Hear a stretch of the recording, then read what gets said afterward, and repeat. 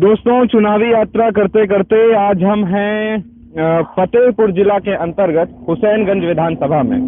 और हुसैनगंज विधानसभा के आज जिस क्षेत्र में हैं हम, यहाँ से आपको दिखाने वाले हैं कि हुसैनगंज विधानसभा का क्या हाल है। और हम आपको बता दें, ये हुसैनगंज विधानसभा जो है, ये इसके जो विधायक हैं वो भारतीय जनता पार्टी के रणवेंद्र प्रताप सिंह उर्फ धुन्नी भैया हैं, जो कि खाद्य एवं रसद मंत्री हैं, उत्तर प्रदेश सरकार के राज्य मंत्री हैं। तो यहाँ के चुनावी हाल हम जानते हैं और हमारे साथ आज यहाँ बहुत सारे लोग हैं। हम यहाँ के तमाम लोगों से बात करेंगे और आपको बताएंगे कि आखिर फतेहपुर की जनता किसको चुनने वाली है। फतेहपुर की विधानसभा हुसैनगंज में किसका नाम चल रहा है, आइए जानते हैं किसको चाहता यूपी। तो हमारे साथ दादाजी हैं। दादा, क्या नाम है आपका? मोहम्मद इम्तियाज अली। तो इस चुनाव में 2022 में आपके लिए सबसे बड़े मुद्दे क्या होने वाले हैं इस विधानसभा में? मुद्दे के बारे में तो बेटा हम नहीं जानते ज़्यादा, मगर ये जानते हैं कि जो हमारी यही पिछली सरकार है इस वक्त मौजूदा, इस सरकार में कभी किसी को कोई सुख नहीं मिला और पब्लिक यहाँ की परेशान ही है। क्योंकि कहा गया है कि राम राज में सहज शक्कर और कृष्ण राज में घी और मोदी राज में चाय पकौड़ा गर्मा गर्म पीऊ। और दूसरी बात ये भैया, कहते हैं कि राम का फेमस धनुष निशाना और कृष्ण का मुरली बजाना, बीजेपी में अन्ना गोरू कहाँ से मिल जाना। अन्ना गोरू समस्या है। अन्ना गोरू की इतनी बड़ी समस्या है कि किसान सो नहीं पाते साहब। हम अपने घर को नहीं ताक पाते। खैर, मैं तो मजदूरी करता हूँ, मेरे पास तो किसी खेती है ही नहीं, लेकिन हमारे यहाँ किसानों की समस्या है कि वो अपने खुद घर को नहीं टेकते हैं और खेत देखने जाते हैं फिर भी गन्ना नहीं बराबर सूखा पाते हैं। ये समस्या है।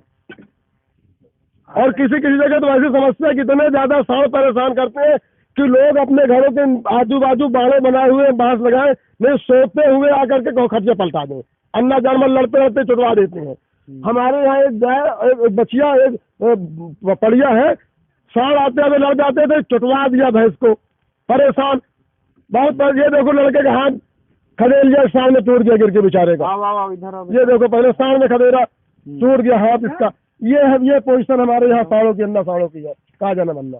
क्या हो गया हाथ में? टूट गया। कैसे टूटा? बताओ, साड़ खदेड़ लिया था। खेल लिया था जी।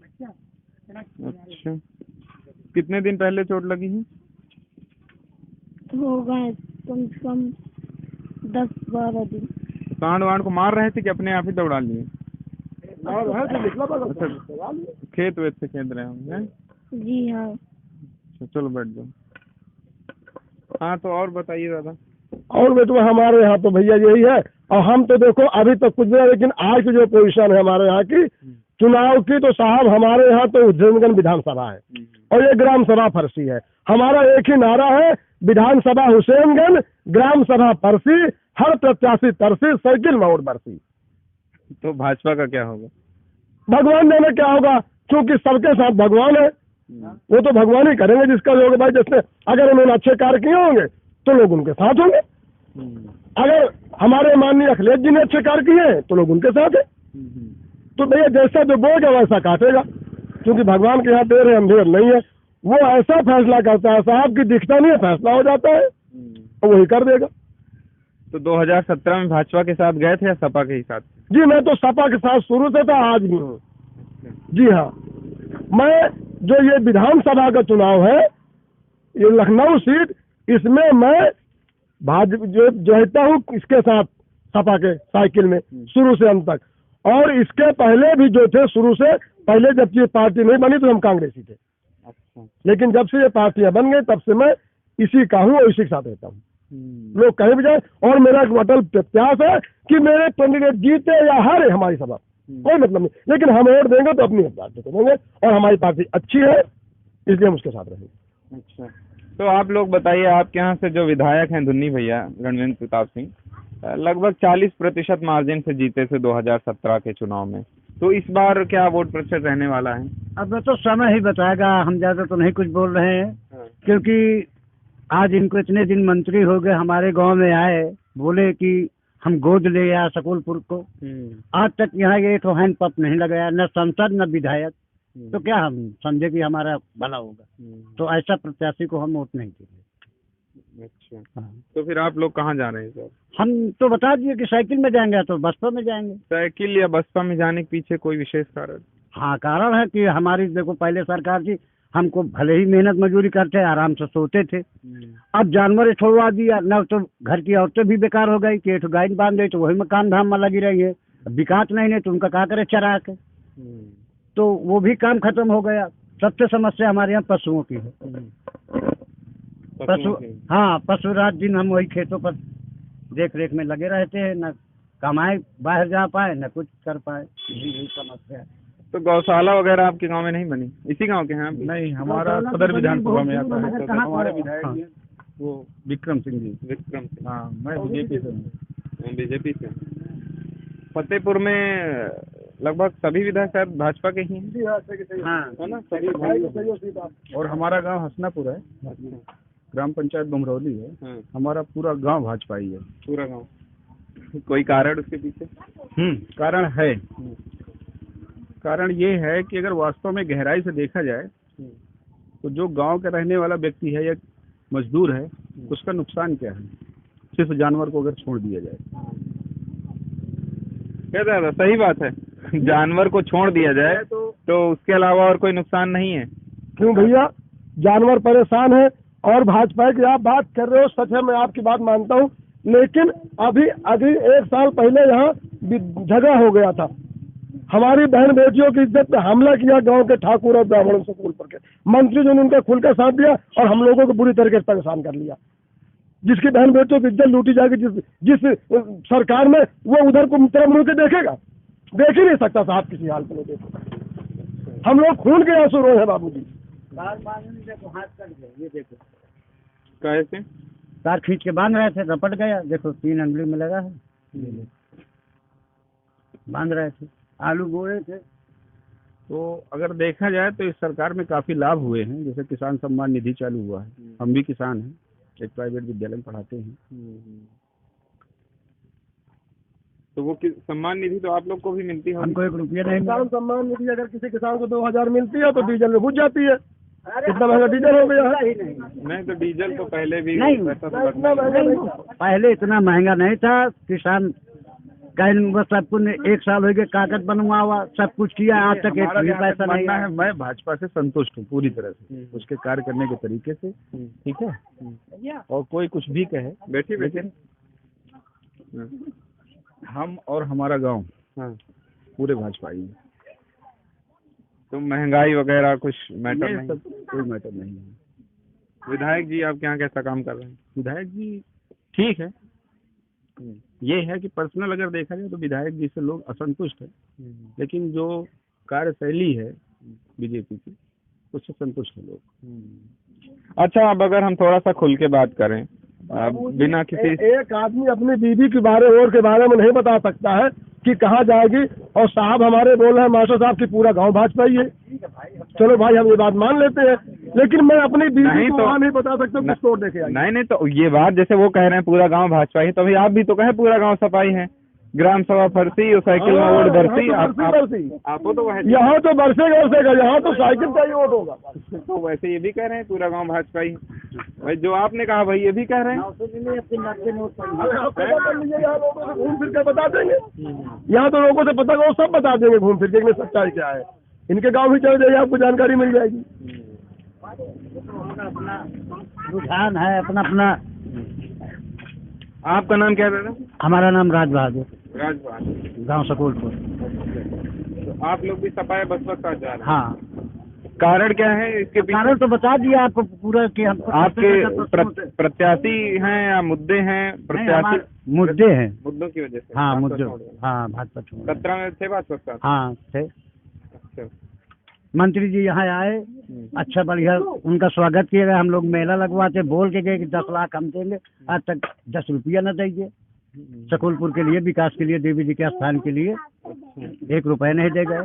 आते भी नहीं है, बात भी नहीं सुनी जाती, कोई कार्य भी नहीं होते। क्या मतलब है? गांव में हमारे लाइट नहीं थी, यही बीजेपी सरकार में ही पूरे गांव में लाइट लगी है। आ गई पूरे गांव में। लाइट वगैरह तो अब ज्यादा आने लगी होगी ना? पहले से तो अब ठीक है। अब जो चुनाव समय ऐसा नहीं है, जब से सरकार बनी है बीजेपी की तब से लाइट अच्छी आ रही है, नहीं पहले तो रात में भी परेशानी सरकारों में। लाइट जरूर हुई है लेकिन लड़कों का बेरोजगार छीन रखा है। हमारे जैसे नौजवान बताइए कि आज का रोजगार नहीं है हम लोगों के पास। अच्छा, क्या कर रहे हैं फिलहाल आप? फिलहाल बेरोजगार हैं, रोजगार की तलाश करते हैं लेकिन कहीं मिलता नहीं है। अच्छा, क्या क्या कौन सा काम ढूंढ रहे हैं? क्यों भैया, कौन सा काम ढूंढ रहे हैं? अरे हम तो बना ही रहे हैं। हम बना देंगे, सुदाबे रहना रहा। कौन सा काम ढूंढ रहे हैं? काम ढूंढ रहे हैं, हम ग्रेजुएट हैं, मैं ग्रेजुएट और नौकरी की तलाश में है। लेकिन नौकरी, जब नौकरियां निकल नहीं रही तो रोजगार कैसे मिलेगा बताइए? आजकल हमारे नौजवानों को देखिए आप एक बार जा करके, कहीं रोजगार मिल रहा है? ये सरकार को हम दोष देंगे और सरासर बताइए। आजकल यहाँ गांव में किसान है, नॉर्मल सी बात है, एक देखिए दिन भर वो खेती किसानी करते हैं और रात में वो जाके अपने साढ़ हाँकते हैं, देखते हैं आप। और कितनी बेचैनी से साढ़ों को मारा जाता है, जानवर रहे बेमुँह के, तरास आती है। लेकिन क्या है कि और गना अनाज है जो आदमियों का, वो भी सस्ते दामों में लिया जाता है, मिलों में पड़ा हुआ है, पेमेंट नहीं हो रहा है, बाद में पेमेंट होता है। तो इसका सब दोष हम देंगे सरकार को, सीधी बात है। पहले ये सब समस्याएं नहीं थी? पहले ये कभी समस्या नहीं थी, बताइए आप। बैठ जाइए। इंडिया, आपने अपनी इंडिया की इकोनॉमी देखी क्या? कहाँ थी और कहाँ आ गई, ये देखा आपने? कोरोना जिम्मेदार हो सकता है। कोरोना अभी जिम्मेदार हो सकता है ना, 1.5 साल हुए कोरोना क्या हुए। इससे पहले आप उठा के देखिए, 4 सालों की इकोनॉमी उठा के देख लीजिए। इकोनॉमी कहाँ थी, कहाँ से कहाँ तक ले आए हैं? माइनस में इकोनॉमी चल रही है अपनी। अच्छा, पर्सनली आप एक ये चीज देखिए कि एक नौजवान है, वो आप बताइए बीटेक लड़का जो है 5,000 की नौकरियां कर रहा है शहर में जा जाके। आदमी को नौजवान रोजगार नहीं मिलेगा तो बताइए कैसे काम चलेगा? कहा गया है कि इधर मित्र वहाँ मत जाइए जहाँ जमा हो लोग, न जाने किस देश में लग जाए कोरोना लोग। लेकिन बाबूजी ये बताओ कि घर में बैठे रहेंगे घुस के तो बिगड़ जाएंगे सब काम। वो कौन सा ऐसा युग है जिसमें नहीं हुआ सर्दी और जुकाम? सर्दी जुकाम को कोरोना बना के पब्लिक को भूखों मार डाला। इससे ज्यादा मुसीबत क्या हो सकती है पब्लिक के सामने? मैं सच अपनी बता रहा हूँ कि कोरोना काल में साहब एक टाइम खाकर गुजर किया। हमारे यहाँ माननीय प्रधान जी नहीं होते तो हम लोग भूखों मर गए होते। जब कोई मुसीबत पड़ती है तो प्रधान जी ही मुझे खाने को देते हैं। मैं इतना गरीब आदमी हूँ, आपसे बता रहा हूँ कि 9 बेटियां हैं, मजदूरी करता हूँ, 11 आदमी का परिवार पाल रहा हूँ। किस तरीके से राशन भी नहीं मिल पा रहा है इस सरकार में। 10 बार तो कम से कम ऑनलाइन कागज, ये फोटो कॉपी, कुछ करने के बाद भी कुछ नहीं है। गरीब आदमी क्या करेगा? अब सरकार कहती है कि 15 करोड़ लोगों को राशन दे रही है और ये तो फिर राशन नहीं मिल पा रहा है, तो इसमें तो उसके आपके ग्राम प्रधान की हमारे ग्राम प्रधान जी की बहुत बड़ी भलाई ये है कि वो हमको खुद अपने पास से घर से देते हैं, मुसीबत में तो कपड़ा भी देते हैं। मैं इतना गरीब हूँ, मुझे वो पालते हैं। अगर हम खुल के बात करें तो जरा ये बताइए, आपके गांव का जो जातीय समीकरण है वो क्या कहता है? हमारे गांव का जाति समीकरण साहब ये है कि यहाँ पर जो है हमारे यहाँ लमसम 70% हिंदू बिरादरी है, 30% शायद मुसलमान होंगे, नहीं होंगे 9%। देखो मैं साहब ज्यादा पढ़ा लिखा नहीं हूँ लेकिन 9% मुसलमान है। अच्छा। और 91% हिंदू बिरादरी। लेकिन प्रधान जी के कार्यकाल से इतना खुश है कि 30 साल से लालपुर ग्राम सभा की प्रधानी उनके पास में है, जबकि प्रधान जी एक बार वोट मांगने भी नहीं गए, फिर भी जीते हैं। और लमसम शायद 20 साल हो गए, 15 साल हो गए, हरसी ग्राम सभा के भी प्रधान उन्हीं के घर में है। इतने अच्छे उनके कार्यकाल है, इतना जनता उनको लाइक करती है, इतना चाहती है। अच्छा। और इतने नेक आदमी पर, जिसको जनता इतनी चाहती है, लोगों को भला करने वाले पर मंत्री जी ने इतने मुकदमे लगा दिए कि मैं ज्यादा जानता नहीं हूँ, लेकिन सुन करके हम लोगों को रोंगटे खड़े हो गए और रो पड़ते हैं। तो मुकदमे किस आधार पर हैं? कोई झूठे मुकदमे, झूठे, केवल सपाई होने के नाते केवल मुकदमे लगा दिए कि प्रधान जी सपा से है और वो बीजेपी से है, इस कारण ही सारे मुकदमे लगाए। और कोई नहीं, केवल झूठ, 101% झूठ। मैं दावे के साथ कहता हूँ झूठ है। मुझे मंदिर मस्जिद गुरुद्वारा जा खड़ा करके तो मैं बोलूंगा, सच यही है और कुछ नहीं है। और मंत्री जिसका भी साथ देते हैं तो दमंग का देते हैं, गुंडों का देते हैं, बड़े लोगों को देते हैं, और जो गरीबों की मदद करता है उसको फंसाते हैं। यही मंत्री जी का कार्य रहा हमारे यहाँ का। और आप लोगों के यहाँ शौचालय वगैरह सरकार के? यहाँ शौचालय मुझे मिला, वो बना हुआ है। सिलेंडर मिला तो भैया उसको भराने की क्षमता नहीं है, क्योंकि सब्सिडी भी नहीं मिलती, तो कहाँ से भरा पाएंगे। और कुछ नहीं मिला। आवास वगैरह गांव में तो आए होंगे ना? हाँ, लोगों को मिले हैं, लोगों को मिले हैं, कुछ लोगों को मिले हैं, कुछ के बन रहे हैं। अब हमारे खाते में नहीं आया, हमारा नहीं हो पा रहा। क्यों नहीं हो पा रहा है, ये तो भैया भगवान जाने या अधिकारी जाने। प्रधान जी तो कोशिश करते हैं कि हर गरीब को मिले, लेकिन अब पता नहीं किस लिए हमको नहीं मिल रहा है, ये तो अधिकारी बता सकते हैं। अच्छा, प्रत्याशी कौन लड़ रहा है आपके यहाँ से सपा से?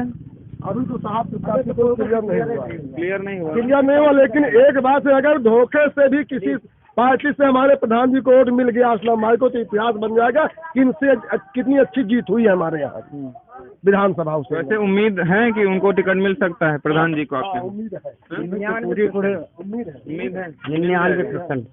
अच्छा, तो भैया आप बताइए जी, 17 में कहाँ गए थे? हम 17 में भी समाजवादी पार्टी से जुड़े थे और अब की 22 में भी तो तन मन धन से समाजवादी पार्टी से जुड़े हुए हैं। और क्या नाम है आपका? मेरा नाम मोहम्मद अजहरुद्दीन है, मैं लालपुर फर्शी का रहने वाला हूँ। कांग्रेस की आपके यहाँ क्या स्थिति है? कांग्रेस की स्थिति तो ठीक ही है, लेकिन वैसे कुछ खास समझ में नहीं आता हमारे हिसाब से। यहाँ पे जो हवा चल रही है 2022 में, हम अपने राष्ट्रीय अध्यक्ष जी अखिलेश यादव जी को एक बार फिर से मुख्यमंत्री के रूप में देखना चाहते हैं और 22 में हर हालत में उनकी सरकार को बनाएंगे बनाएंगे बनाएंगे। हमारे साथ किसान भाई जुड़े हुए हैं हर हालत में। अच्छा, जब सरकार ने आप लोगों को शौचालय दिए, आवास दिए, और अब आपके साथ क्या समस्या हुई? वरना सरकार 15 करोड़ लोगों को महीने में 2 बार राशन भी दे रही है, तो उसके बाद भी महंगाई का मुद्दा हावी हो जाता है। कितना गल्ला मिलता है उतने से पेट भर जाता है। आप शौचालय की बात कर रहे हो, अगर 12,000 रुपए शौचालय मिल गए तो उसमें से पूरी के शौचालय बन भी नहीं पाता है। और आप उसके राज में औरतों की भी कुछ बंधे थे पैसे, जब से इसका राज आया सब कट पट के चला गया, तो जनता गरीब तो मर रही है, तो शेर भर मिल ही गया तो क्या होता सरकार ने है। केवल धोखा दिया है और कुछ नहीं दिया। शुरू में कहा कि आप खाते खुलवाओ, सबके खाते में पैसे आएंगे, कुछ नहीं हुआ, बिल्कुल नहीं आया। उसके बाद में कुछ किसानों के बारे में कहा, नहीं तो किसानों के खाते में तो किसान सम्मान निधि आ रही है।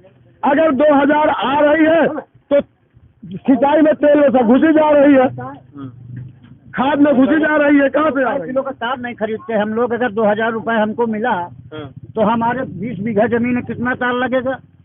नहीं तो तार लगाने पे तो प्रतिबंध लग रहा है। बाहर आ जाइए थोड़ा। प्रतिबंध लग जाएगा तो बताइए फिर क्या करें, फसल चरवा जाए? क्योंकि कटीले तार से जानवर घायल होते हैं। हाँ, तो कटीले अगर तार न बांधा जाए जिम्मेदार सरकारी तो है, तो फिर बताओ उसका क्या इसके व्यवस्था पहले है? जब जानवर नहीं छूटता था तो कोई नहीं बांधता था। गौशाला वगैरह आपके गांव के आसपास नहीं है? बिल्कुल यहाँ कोई गौशाला नहीं बनी। गौशाला नहीं है यहाँ, 4-5 किलोमीटर के अंतर्गत नहीं है कोई गौशाला, गौशाला नहीं। कोई गौशाला नहीं। सब चलेगा भैया, ये मेरी खेती लगी है बाजू पे, पूरा मेरा सेम पूरा चल गया है। 10,000 खर्च लगाया हूँ, 2,000 का नहीं बेच पाया हूँ। पर साल मेरी ब्याज 4,000 की पूरी चल गई और उनको कान पकड़ ली तो भूल के तो वोटे न दे। 9 बजे रात में जानवर आते हैं, दिन में नहीं दिखेंगे, 9 बजे रात में आएंगे, पूरा सेम चल गया। 10,000 खर्च आया है, बताओ जिएंगे कि मरेंगे? अखबार न दे, कौआ भर गल्ला मिल जाता महीने में, क्या नहीं जीत रहा था, आज भी तो जी रहे हैं गल्ला। उन लोगों तो देख जिसके पास एक खेती न हो, 50 बीघा वाले उसको भी 5 किलो, जिसके पास भूमि ही नहीं उसको भी 5 किलो गल्ला। क्या कब तो सरकार का नियम है? अरे वो लोगों को गल्ला दे, अरे उसी को बढ़ा दो, उनको 10 किलो दो, उनके बच्चे पलेंगे। भट्टे में लोग बात मजदूरी करने चले जाते, ना वहाँ कोई विद्यालय है ना कुछ, क्या करें, नहीं जाते तो बच्चे बेकार गांव में टहलते रहते हैं। जब खेती में ना हो क्या करें, भागे भट्टे जाते हैं, यही तो समस्या है। अच्छा, यहाँ पर मुस्लिम लोग ज्यादा हैं, तो एक बार हम ओवैसी के ऊपर कुछ टिप्पणी लेना चाहेंगे, अगर आप कुछ बताएं। असदुद्दीन ओवैसी यूपी में आ रहे हैं। हमको वैसे से कुछ नहीं देना, यहाँ जातिवाद से कोई मतलब नहीं है। मतलब है सिर्फ कि जो हमारा विकास करे वही हमारी सरकार है, और जात से कोई मतलब नहीं। अगर कोई किसी जात पे आ जाए तो बिल्कुल गलत बात है। जात तो किसी की कुछ होती नहीं है, किसी को कह लीजिएगा। हम कहते हैं कोई अगर कहे कि राम हिंदू थे तो ये भी गलत हम मानते हैं, क्योंकि अगर राम हिंदू लिखे होते तो राम के आगे हिंदू राम लिखा होता, उसमें साफ साफ लिखा है मर जाता पुरुषोत्तम राम, यानी पुरुषों में सबसे अच्छे थे राम, इज्जत वाले थे राम। तो किसकी जात कहाँ हुई गई? जैसे मोहम्मद साहब को कोई कहते हैं मुसलमान है, ठीक है, ये नाम के तौर पे अलग बात है, लेकिन उनका असली नाम है रहमतुल्लिल आलमीन। यानी पूरे आलम के लिए रहमत बन के रहे। यहाँ जात का आ गई, जात से कोई मतलब नहीं है। जो हमारा विकास करेगा, हमें देखेगा, हमारे समाज को देखेगा, गांव को देखेगा, देश को देखेगा, वही हमारी सरकार अच्छी है, उसी को हम वोट देंगे। और ये हमारे माननीय अखिलेश जी में हमको समझ में आ रहा है, आया है, और हम सफाई थे, हैं और रहेंगे। तो 2022 में फिर योगी जी की कुर्सी का क्या होगा? योगी जी जहां से आए थे मत से, अब की वहीं की तैयारी कर ले योगी जी। 2022 में मैं राष्ट्रीय अध्यक्ष जी अखिलेश यादव जी को देखना चाहता हूं, और यहाँ पे जितना भी किसान है उनके साथ है, और वो देखेगा, और बहुमत से सरकार बनेगी समाजवादी पार्टी की। रात रात भर जागते हैं, सुबह नींद पूरी नहीं हो पाती है। मैं बता तो रहा हूँ, 10,000 रुपया लगाया हूँ, 1,000 का सेम नहीं बिका मेरा। मरूंगा कि जीऊंगा गरीब आदमी। तुमने मुझे 5 किलो अनाज दे दिया तो 1 महीने में क्या दी दूंगा क्या? कि मेरे बच्चे जब मेरे खेती में नहीं होगा तो मेरे क्या होगा? नहीं आना चाहिए साहब सत्ता में, क्योंकि जो साधु महात्मा होते हैं तो एकांत में बैठकर अपना भगवान का भजन करे, उनको राजपाट से क्या लेना देना। अगर वो हकीकत के साधु संत है तो उनको, क्योंकि हमने सुना है कि जब 100 साल लोगों का जीवन माना जाता था तो 25 साल बाल आश्रम, उसके बाद फिर गृहस्थ आश्रम, फिर वानप्रस्थ आश्रम है, फिर ऋषि आश्रम। तो 75 साल के बाद में वो ऋषि आश्रम जंगल में चले जाते थे, तो जंगल में रह करके घर छोड़ देते थे लोग, और रहते थे महात्मा, जो कहते थे गौतम बुद्ध ने अपना घर छोड़ कर एकांत में जाकर के उन्होंने भगवान का भजन किया। तो अगर इस सच्चाई में साधु है तो इनको क्या लेना देना राजपाट से? ये साधु मन में बैठकर अपना मठाधीश बन करके वहाँ लोगों को उपदेश दे, अच्छे अच्छे ज्ञान के बातें बताए, भगवान का भजन करे। ये राजनीति से क्या मतलब इनको? क्योंकि जो राजा होता है वो भजन नहीं कर सकता है, राजा भजन नहीं कर सकता है, उसको दुनिया देखने तो फुर्सत नहीं मिलेगी। इसका मतलब है ये राजा भगवान के भजन करने वाले है ही नहीं, इनको सत्ता की लालच है। जो सत्ता की लालच रखे क्या कह रहे हैं? साधु जितना बंगाली बन गया वो सब बदमाश है। डकैत कतली उसको जान नहीं बच रही तो बाबा बन गया। हाँ, ये बात तो जरूर है साहब। हमने भी सुना है कि कुछ परसेंट बताते हैं लोग कि ये ऐसा कलर है, भगवा कलर, कि सारे ऐबों को छुपा लेता है, सारे ऐबों को छुपा लेता है। कितना बड़ा जुर्म इंसान किए हो और उसके बाद महात्मा कपड़ा धारण कर ले, तिलक लगा के चला जाए, उसके ऐबों को छोड़कर लोग सलूट मांगेंगे, बाबा जी उसके अंदर क्या गुण है कोई पता नहीं। और मैं कहता हूँ कि राजपाट से साधु को क्या लेना देना साहब, आप खुद ही समझे साहब। अगर आप यहाँ घूम रहे हैं इस तरीके से तो भगवान का भजन कहाँ कर सकते हैं? अगर भगवान का भजन करना है तो किसी जगह बैठकर भगवान का भजन मंदिर में करें, कहीं नहीं तो समाज सेवा करना भी भगवान का भजन। ये समाज सेवा नहीं है। लोग अगर समाज सेवा करते तो लोग परेशान होकर क्यों ऐसा कहते? अगर समाज सेवा करते तो जनता क्यों कहती बताओ? आज 90% जनता को देखा जा रहा तो कहती है सरकार अच्छी नहीं है। क्यों कहती भाई? अगर समाज की सेवा किए होते तो ऐसा क्यों कहा जाता? और आप लोग भी कुछ बोलना चाहेंगे इधर से, उसके बाद हम खत्म करते हैं। कुछ कहेंगे दादा, आप कुछ बोलेंगे? बताइए। आ जाइए, कुछ सरकार के बारे में कुछ टिप्पणी करिए। सर पिछले 4-4.5 साल हो गए हैं, हाँ। कोई भी युवा से आप जाके पूछ लीजिए इन्होंने कितनी वैकेंसी क्लियर की है, सारे के सारे पेपर लीक कर देते हैं। और ये सरकार बोलती है हमने 450 नौकरियां दी हुई हैं, 4.5 लाख नौकरियां हमने दी हुई है, सिर्फ पेपर पे दी हुई है। ओरिजिनल में तो कहीं दिखता ही नहीं कि इन्होंने 4.5 लाख नौकरियां दी हुई है। दूसरे को दिखाते अखिलेश यादव ने हमने 2 लाख नौकरियां दी थी। अरे दी थी उन्होंने, आपने तो कुछ भी नहीं दी। और जितने के जितने पेपर होते सब आउट करवाते, खुद आउट करवाते, खुद दूसरों को पकड़वाते और फिर समाज में दिखाते कि हमने उनको पकड़वा के ये कर दिया वो कर दिया, फिर से पेपर क्लियर करवा देंगे। और बेरोजगारी दर आज आप देखिए, जब से बीजेपी गवर्नमेंट आई है बेरोजगारी कहाँ पहुँच चुकी, पूरी चरम सीमा में पहुँच गई है। यहाँ पर जितने के जितने युवा खड़े होंगे सबसे बोले सब बेरोजगार घूम रहे हैं, किसी के पास रोजगार नहीं है। कोरोना के बाद तो सब लोग एकदम परेशान हो गए, कहीं से रोजगार आना नहीं आ रहा है, कुछ नहीं आ रहा है। कोरोना में कितने लोग परेशान हो गए। बेरोजगारी का मुद्दा तो सबसे बेस्ट है, इससे बड़ा तो कोई मुद्दा ही नहीं है यहाँ उत्तर प्रदेश में। बेरोजगारी और महंगाई, यहाँ के लोग आप देख के समझ जाओ कि यहाँ के लोग 200 रुपए किलो का कड़वा तेल खा पाएंगे क्या, सरसों का तेल खा पाएंगे क्या? पेट्रोल डीजल 100 रुपए 150 रुपए में तुम बेच रहे हो। चैलेंज है सर, आफ्टर जैसे ही खत्म होएगा इलेक्शन, अगर बीजेपी गवर्नमेंट फिर से आती तो 150 रुपए में पेट्रोल और डीजल बिकने वाला है। चैलेंज के साथ 150 रुपए में बेचेंगे। अभी तो थोड़ा सा शांत हो रहे हैं, इलेक्शन की वजह से थोड़ा सा कम कर रहे हैं, इसके बाद तो फिर से ओपनली फिर 150 में बेचेंगे 5 साल कोई कुछ नहीं कर सकता। अखिलेश यादव जी कहाँ तक ले जाएंगे? 10 रुपए डीजल या पेट्रोल में घटा दिया है तो उससे हमारा क्या भला हुआ है? तो यहाँ से जो फतेहपुर जाने वाला है उस अगर 5 रुपए पे सवारी का किराया बढ़ गया और डीजल अगर सस्ता भी होगा तो किराया तो घटता ही नहीं है। पब्लिक को क्या फायदा मिलेगा उससे बताओ? अगर इंजन वाला 150 रुपए घंटा की सिंचाई लेता है और डीजल घटा दिया तो फिर नहीं घटता, फिर वो 150 रुपए लेगा तो पब्लिक का कहाँ से फायदा हुआ? उसने घटा भले दिया लेकिन पब्लिक का कोई फायदा नहीं हुआ। क्या मतलब निकला उससे? 100 रुपए करने के बाद 10 रुपए घटा दिया तो कुछ मतलब नहीं, जैसे था वैसे रह गया। हम लोग को जानकारी है, शायद मोदी जी को 40 रुपए के आसपास इंडिया में मिलता है पेट्रोल, तो आप अपने टैक्स थोड़ा कम कर दीजिए। केंद्र सरकार अपने कम कर दे, उत्तर प्रदेश सरकार अपने कम कर दे तो शायद कम हो जाएंगे। आपने क्वेश्चन किया अखिलेश यादव कैसे कम कर सकते हैं, हमें ऐसा लगता है कि हमारे राष्ट्रीय अध्यक्ष जी जब आएंगे तो वो अपना टैक्स थोड़ा कम करेंगे तो हम लोग को थोड़ा तो राजस्व तो नहीं कम हो जाएगा? राजस्व कम सर, जरूरी नहीं कि खाली पेट्रोल और डीजल से ही लिया जाए ना, बहुत सारे उनके पास सिस्टम है जो सारा सब कुछ गवर्नमेंट के पास ही इकट्ठा होता है। जरूरी नहीं कि खाली पेट्रोल और डीजल से ही इकट्ठा हो, जितना भी हम लोग का जीएसटी वगैरह जहाँ हर जगह करता है तो सारा तो उनके पास ही जाता है। किसानों के मामले में आप ले लीजिए, अभी किसानों के 3 कानून वापस करवा लिए मोदी जी ने, जब जान गए कि हम अब हार जाएंगे इलेक्शन, पश्चिमी उत्तर प्रदेश खत्म हो जाएगा तो 3 बिल आपने वापस ले लिए। इससे पहले भी ले लिए थे। राष्ट्रीय अध्यक्ष ने पिछले 25 अक्टूबर को बोला था कि ये लोग वापस करने वाले हैं अपना बिल, नहीं ये वापस करेंगे ही करेंगे, और आपने वापस कर लिया। अध्यक्ष जी की बात हमारे सही निकली और उनका बिल वापस हुआ, ये चीज आपने नोटिस करी होगी। उन्होंने नहीं, आप मुद्दे पे बीजेपी गवर्नमेंट को, बीजेपी गवर्नमेंट पूरी हिंदू मुसलमान मंदिर मस्जिद भारत पाकिस्तान छोड़ के ये 6 वर्ड छोड़ दे, इसके बाद इलेक्शन जीत जाए तो मान जाए कि वो गवर्नमेंट फ्रैक्शन की बातें करते हैं, हमें और आपस में सबको लड़ाते हैं, बस और कोई बात नहीं है। कंट्रोवर्सी उनको चाहिए हर बात में। अभी तक अयोध्या काशी अब मथुरा की बारी है। कभी ये भी देखा है जो विधवा औरतें हैं उनको पेंशन मिलती थी, बेरोजगार विधवा जो भी औरतें थी उनको पेंशन मिलती थी, कार्ड दी बताइए इस सरकार में, कैसे वो अपना पेट पालेंगी, कैसे पेट पालेंगी अपना? कभी इस पे बात करिए। अब वो लोग दूध पीते हैं, अन्ना छोड़ देते, रात मारते, भद्दी गाली बकते हैं।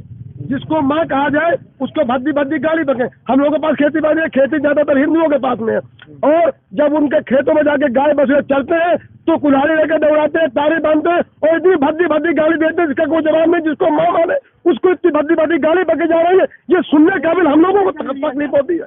हम लोग गाय पाले कि मैं मुस्लिम हूँ, गाय पाले हुआ हूँ, मैं भी गाय पाले हुआ हूँ। हम गाय को पूजते हैं, हम मुसलमान हैं, गाय को पूजते मानते रखे हुए पाले हुए, प्लस उसको चारा भूसा देते हैं। प्लस हिंदू के घर पे आप जाकर प्रस्ताव देख लीजिए, किसी के दरवाजे एक गाय भी नहीं मिलेगी। दूध पीते हैं, पीने के बाद फिर डंडा मारते हैं, मार के दौड़ा देती है। मेरे गांव के किनारे खेत है, देख लो चल के, बिल्कुल मेरा खेत। भाला से मारते हैं, बरछी भाला से मारते हैं, और कहते हमारी अम्मा है। गाय माँ भी है, अगर गाय दूध देना बंद कर दे तो उसको भाला से मारते हैं। क्यों भैया गलत है क्या? तो बताओ ना क्या बात हो। तो कुल्हाड़ा से मारते हैं, रात में दौड़ाते हैं, भद्दी गाली देते हैं। अगर बूढ़े माँ बाप को कोई गाली भद्दी दे, बरसी भाला से मारे तो वो दुआ करेंगे, बददुआ करेंगे। कुछ नहीं आ रहा, ये उन्हीं बेजान पशुओं की, बेजुबान जानवरों की बददुआएं है जो बीजेपी पर लगी। वो बीजेपी का जो है अब सत्यानाश होने वाला है, हो के रहेगा।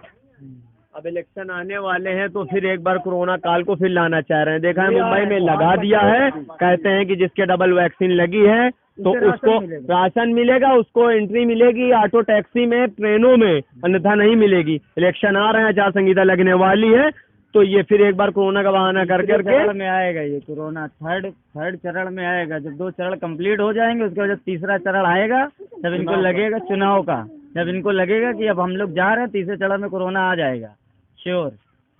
ये लोग अपना बना के रखे हुए हैं सब। भैया मेरे गांव में 50 घर है हम लोगों का, प्रति घर पे एक गाय बछुआ बना है, और हम लोग मुसलमान का इसके, मगर हम लोग उसको भूसा, चारा, घास, पानी, सेवा, श्रृंगार सब फ्री में कर रहे हैं। किसी ने खरीदा भी, हमने पैसे भी नहीं लगाया, और इतनी अच्छी गायें हैं। और प्लस आप मेरे गांव में कम 200 बस्ती होगा, और चलिए किसी मकान में अगर एक बछड़ा भी पा जाओ, एक बछड़ा भी पा जाओ तो हमको आगे बोलिए कि नहीं यार तुम सच बता रहे हो या गलत बताइए। और 10 बज जाए, 9 बज जाए रात पे, यहाँ झुंड टहलेगा, तमाम 50-50 का झुंड बैठ चलेगा। हमारे पास मोबाइल नहीं, मैं फोटो में खींच के, मेरे पास मोबाइल नहीं दिखाता। 10-15 की 4 झुंडे यहाँ आती हैं रात में, 4 झुंड 15-15 जानवरों की आती हैं और रात भर अन्ना टहलते हैं। और यहाँ तक कि अगर दरवाजे सो जाए तो हो सकता है लड़ते लड़ते चोट दे दें आदमी को। इतना ज्यादा परेशान है पब्लिक यहाँ की जो है जंगल के जानवरों से, अन्ना जानवरों से। आवारा पशु बहुत परेशान किए हुआ है यहाँ पे।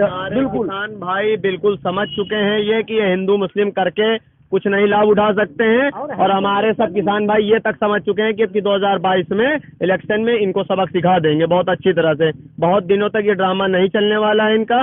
हिंदू मुस्लिम कर लेंगे तो एक तरफ वोट हो जाएगा, ये बिल्कुल गलत बात है। हमारे किसानों को चाहिए रोजगार और अन्न, जो कि ये सरकार नहीं दे पा रही बिल्कुल। तो इसकी वजह से किसान एक बार यूनाइट होगा और राष्ट्रीय अध्यक्ष जी को एक बार फिर से 22 में मुख्यमंत्री के रूप में देखना चाहेगा। चलिए, आप सभी लोग ने अपना समय दिया और उसके लिए धन्यवाद।